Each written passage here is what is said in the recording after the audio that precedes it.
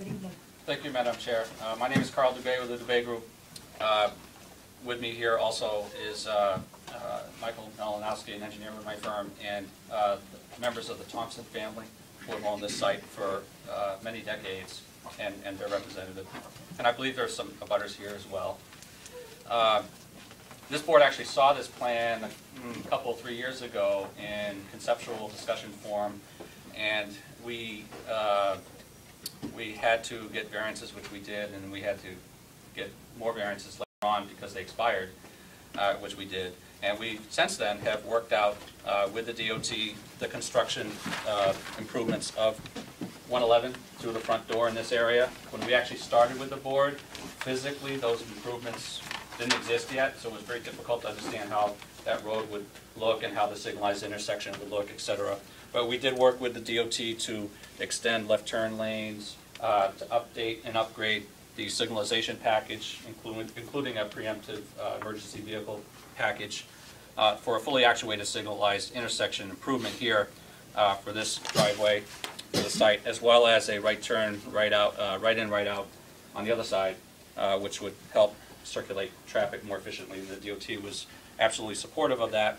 And since then, we've also extended the Pennachuck water main with Pennachuck Water. Client paid for that to get it across the intersection while the intersection was being constructed.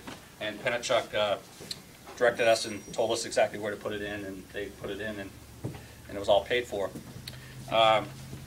Scott, I agree with Ms. Scott in terms of the outstanding items. There really are some signage items, and I can give this to the chair. This was submitted in here, and they'll have their own sign, I believe, that would be tasteful and meet the ordinance, and it's all in the notes in terms of the site plan to be signed. But we'd like to, if you want to see the sign before they apply for a sign permit, I don't see why that's a big problem, and Mr. Thompson's acknowledging that. And there are a few other signs on this other building here. There's a small retail space on the first floor and a small office second floor, along with a cafe.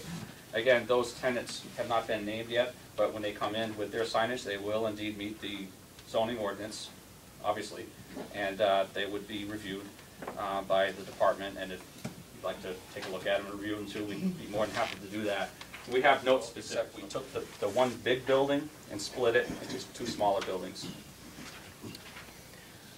We have all our other permits as required by the state, the septic permit, with the Presby environmental design, the state DOT permit, and we respectfully asked for a conditional approval, and we're proud to bring this bank and cafe as quality economic development in the Gateway District. Okay, thank you. Elevation of the bank, actually looking at it from the interchange would be a bit of a skew looking from this corner here. So you see the front elevation of the bank and the drive-through.